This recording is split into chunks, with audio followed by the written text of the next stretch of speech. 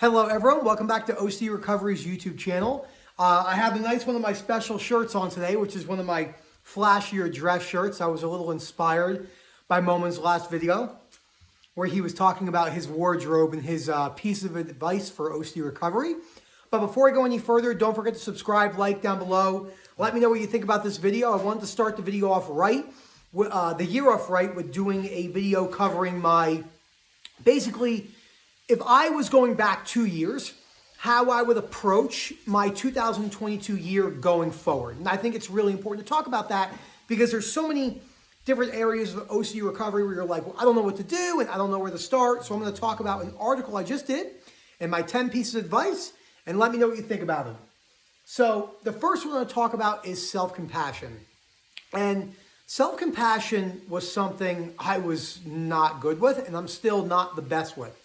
It doesn't come natural to me as it comes natural to some other people, such as Momin's a great one. Momin and I have talked about this before. Self-compassion just comes a little bit easier and more natural to him than it does for me. I was just that person that was like, oh, fuck that person, I don't care about them. And I had all these irrational beliefs and, whatever the reasons were for having that, it doesn't really matter. But I knew it wasn't beneficial for me in the long run. So I had to work on that. Show yourself some self-compassion. Having OCD without having any tools is not easy. Going through the OCD recovery process is also not easy. You can do it. We can do it. We could definitely make change. But in order to, there's going to be so many parts in the journey where you're doubting yourself. It's called the doubting disorder for a reason. And, self-compassion is absolutely critical. I got both Milo and Daisy right below me. You can't really see. Let me lift Daisy out. Oh, there she is, right? Okay. Over we go. We know we're going back. We're going back down. We're going back down. No, I'm doing the video. You gotta calm down. It's calm down time. Yeah, right. We'll see how that goes. Okay, so the second one I want to talk about is get to reading. Now, so many people have asked me over the last 2 years, what is your opinion on the reading list? Why don't the books on the reading list have OCD in the title? Why are they not the OCD workbooks or some of the other really famous mainstream books on OCD? And it's not that we're against those books. Those books have a really good foundation with teaching people how to leave thoughts there and move with uncertainty. But we now know that most OCD sufferers are not going to see the results they want to see. 15 years ago, the people that thought they were at recovery were more than likely just coasting, which is a great thing to achieve. I mean, coasting with having symptoms here and there and then being completely debilitated by OCD, going from that to that is amazing. But when we talk about recovery, since so many people get recovery wrong and what recovery means, because there's so many people that think there could be a subjective meaning to recovery, but there can't. There's only one meaning to recovery, no matter what anyone tells you. And then it might be triggering and hard to hear.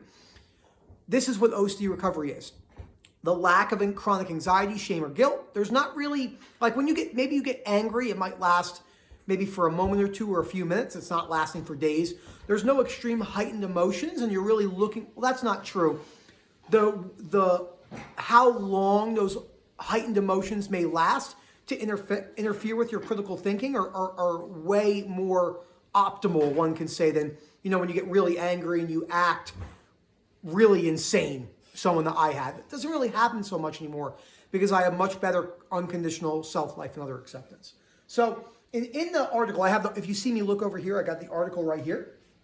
I go through all the books on the reading list. This article will be going up on the Facebook page. Well, it is up on the Facebook page, but it will be going up on the website underneath the article. So it'll be really, really cool. And what I do is I go through all the books and I break them down and what they really mean. And I talk about, why the first book, How to Stubbornly Refuse to Make Yourself Miserable About Anything. Yes, anything is the first book. That book teaches us how to break down irrational beliefs, which is extremely important. I talk about self-help for your nerves, which kind of teaches you about the mechanisms of anxiety and, why fighting it really just keeps us stuck. The myth of self-esteem, I use a really good example here, talking about a UCLA basketball player who really cares about what he looks like and has all these conditional acceptance beliefs about himself, which is awesome.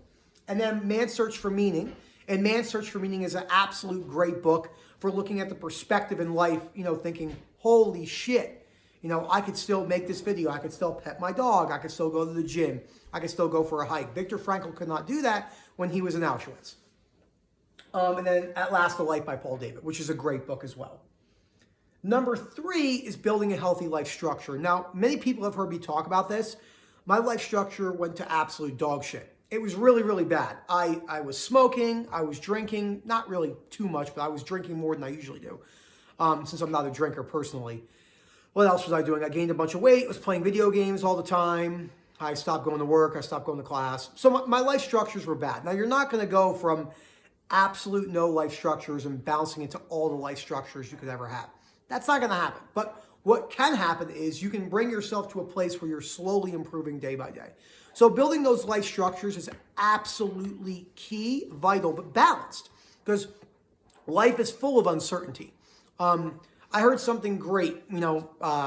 Erica's in the kitchen. She'll probably laugh when she hears me say this, but Marc-Andre from The Alpinist was saying, when he goes into the mountains and he free solos, it's a documentary on Netflix, the only thing he can control is what he's doing. He cannot control what the mountains are doing. That's very similar to life. You cannot control what life is going to throw at you throughout the day. The other day, on New Year's Eve, we got a flat tire in the snow at 11:45 at night in the mountains. And my jack wouldn't stay. It was like slipping. 3 years ago, I would have had an absolute meltdown. And when I did that, Erica even said to me, she said, wow, you handled that really well. I didn't even think about it. I just was like, I have a flat tire. Let's just take care of it. I wasn't even thinking about it. So that's really important. And in the article, I talk about and break down all the things I wasn't doing. Number 4, facing your fears. And I talk about why all exposures are not created equal, because they're not. So many people out there are telling you that ERP, exposure response prevention, is the gold standard. Yes, it is, but this is highly outdated material. Exposures are definitely good, but let's use sensory motor. This is the example I always use. Many people, if they have breathing OCD, will be told to breathe through a straw and they'll do all these things. The reason why you're doing that in reality is not to become comfortable with the sensation. You're doing it to be like, oh, if I do this, I'll get better with it and it will just make it go away. That's not going to work.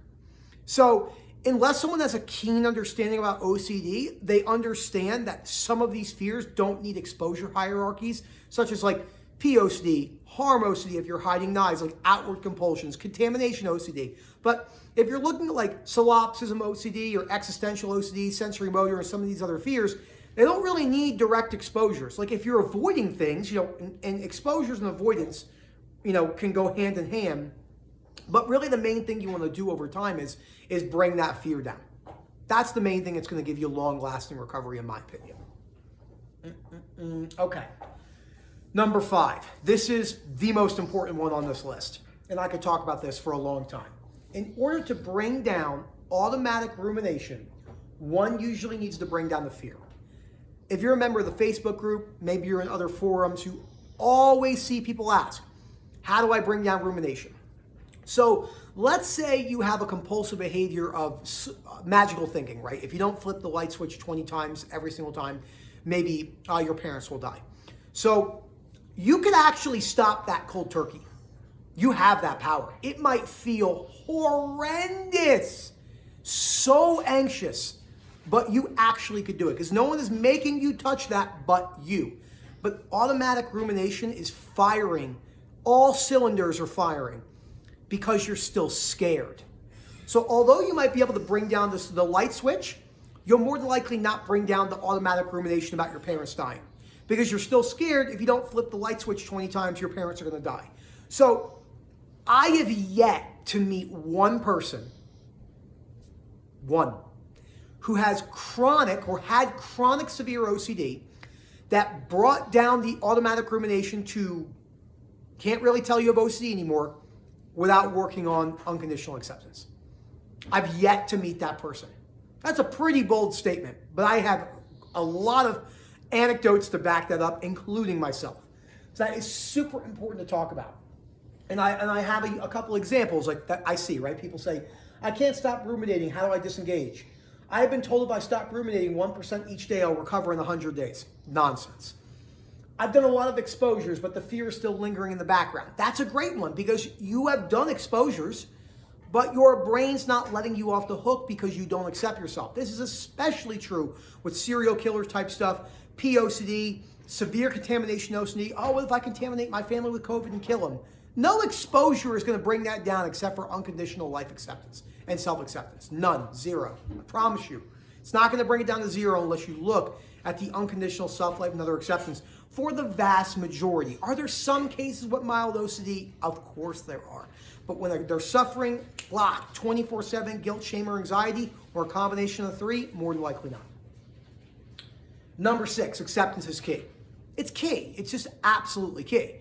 So there's so many people that say, well, acceptance doesn't work for being a serial killer. That's not true.